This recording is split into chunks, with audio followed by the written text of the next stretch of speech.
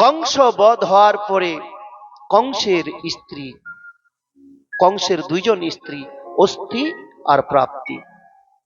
এই অস্থি প্রাপ্তি কার পুত্রী?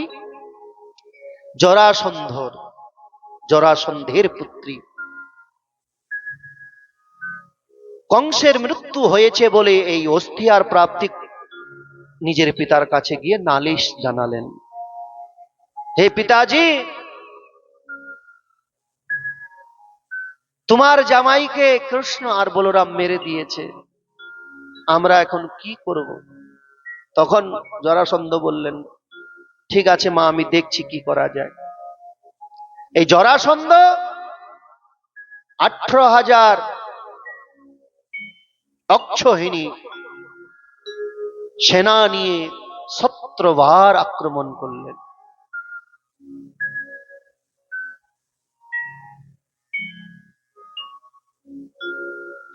বার আক্রমণ যখন করলেন কিন্তু জিততে পারলেন না, পরাজিত হলেন। বারবার আক্রমণ করে বারবার পরাজিত হয়। প্রথম যখন আক্রমণ করলো, জরাসন্ধকে ধরে বলরাম মেরেই দিলেন,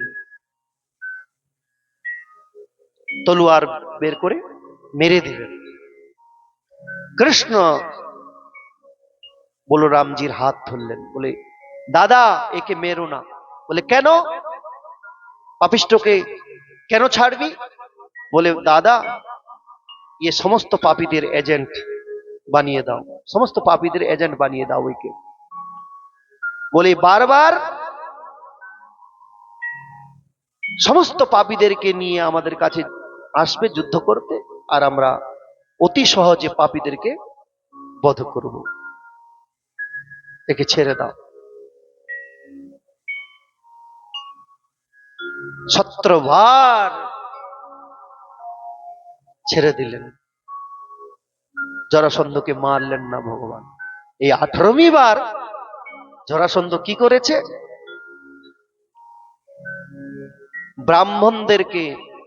ব্রাহ্মণদের প্রতি খুব শ্রদ্ধা করত। জরাসন্ধ নারায়ণেরও পূজা করত,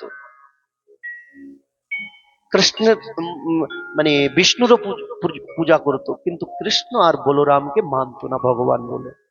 এই জন্য রাক্ষস বলা হয়েছে জরাসন্ধ।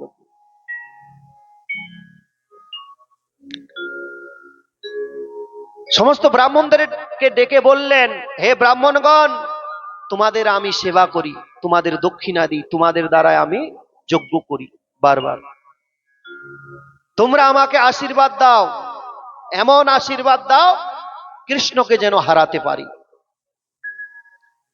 এইবার যদি কৃষ্ণকে না পরাজিত করতে পারি, তাহলে তোমাদের আর বাঁচিয়ে রাখবো না,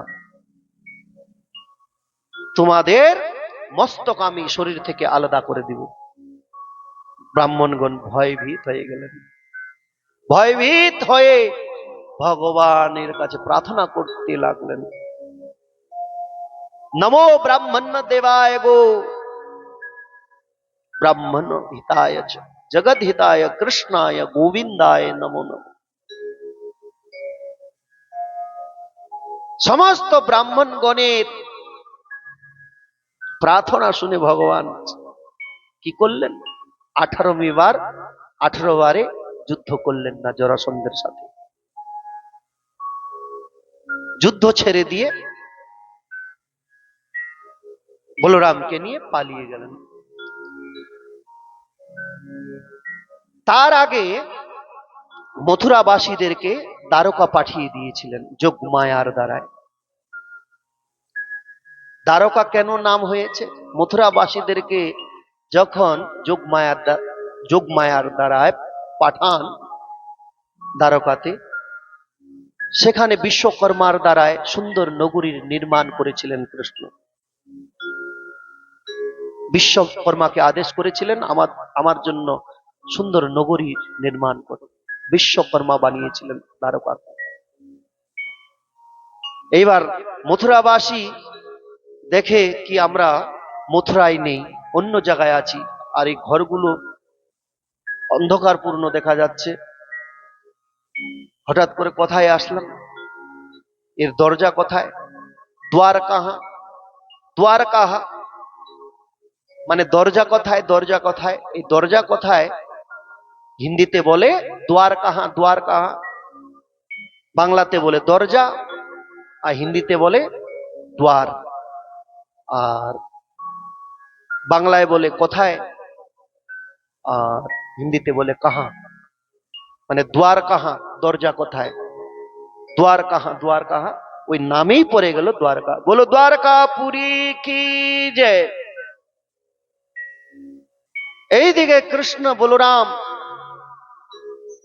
জরাসন্ধের সাথে আর যুদ্ধ করলেন না, যুদ্ধ ছেড়ে পলায়ন করলেন। এখানে আরো প্রসঙ্গ আছে, সংক্ষেপে আমি বললাম, আপনারা জানেন এই ভাগবত প্রসঙ্গ।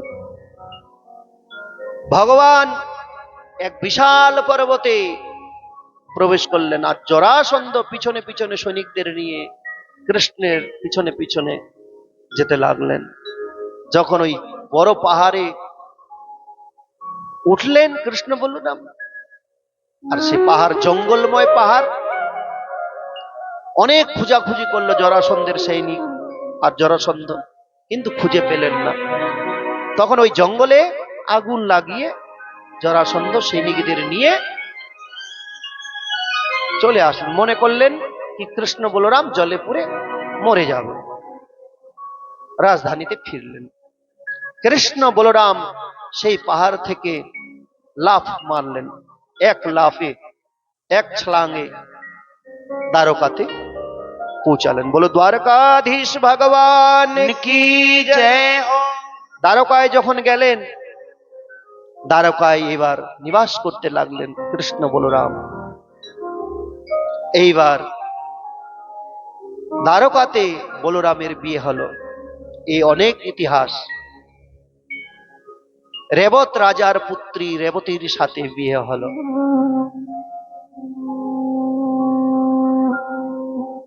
রেবত রাজার পুত্রী রেবতীর সাথে বিয়ে হলো।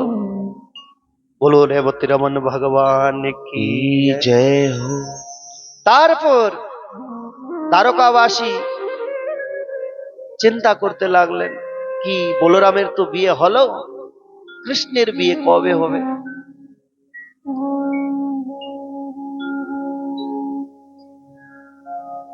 বিদর্ভ নগরের রাজা ভীষ্ম, রাজধানীর নাম হলো কুন্ডিনপুর। কুন্ডিনপুর।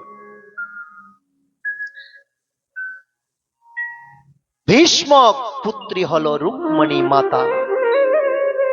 ভীষ্মকের পুত্রের নাম হলো রুক্মী, পুত্রীর নাম হলো রুক্মণী, পুত্রের নাম হলো রুক্মী। মানে রুক্মণী মাতার ভাইয়ের নাম রুক্মী।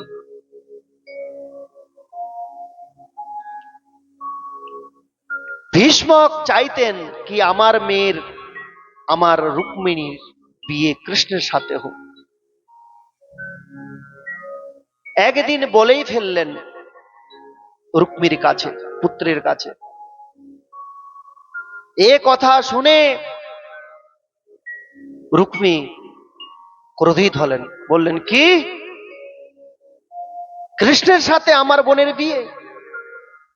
কৃষ্ণ তো গোয়ালা, গোচারণ করে বেড়াতো বৃন্দাবনে, সে লেখাপড়াও করেনি আমাদের মতো, আর সে রাজাও না। দ্বারকার রাজা তো উগ্রেসেন, দ্বারকার রাজা উগ্রেসেন, সে রাজাও না। তার সাথে আমার বোনের বিয়ে? কখনো না, কখনো দিব না আমি। এবার ভীষ্ম বললেন ঠিক আছে বেটা, তুই যা করবি তাই হবে। পুত্র যখন বড় হয়ে যায় সেই তখন বাপ হয়ে যায়। ভীষ্ম কিছু বললেন না, উত্তর দিলেন না, বলে তোমার যা ইচ্ছা তাই করো। এই কথা মাতা রুক্মিণীর কানে পৌঁছালো।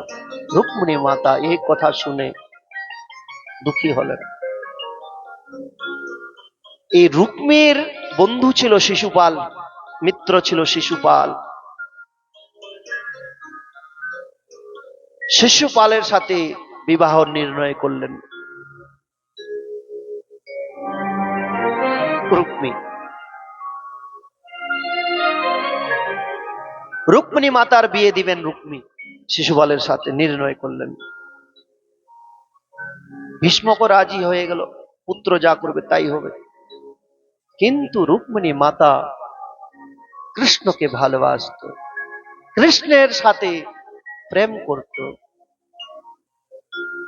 মনে মনে কৃষ্ণের চিন্তন করত সব সময়। কেন? এই শিক্ষা লাভ করেছিলেন রুক্মিণী মাতা নারদজির কাছে, নারদ দেবর্ষি নারদের কাছে কৃষ্ণ কথা শ্রবণ করেছিল, কৃষ্ণের গুণ, কৃষ্ণের লীলা, কৃষ্ণের রূপ সম্বন্ধে শ্রবণ করে রেখেছিলেন। এই জন্য নিশ্চয় করে রেখেছিলেন রুক্মিণী মাতা, আমার যদি বিয়ে হয় যেন কৃষ্ণের সাথে হয়। রুক্মিণী মাতা চিন্তা করতে লাগলেন। রুক্মিণী মাতা এখন কি করবে? তখন চিন্তা করতে করতে বৌদিকে ডাকলেন। বৌদিকে, নিজের বৌদিকে, বৌদিকে যখন সব কথা বললেন, রুক্মিণী মাতার বৌদি তখন বললেন, তুই এক পত্র লিখ, চিঠি পাঠা কৃষ্ণের কাছে, কৃষ্ণ এসে তোকে ঠিক নিয়ে যাবে। এইবার রুক্মিণী মাতা পত্র লিখছেন। পত্রে কি লিখলেন?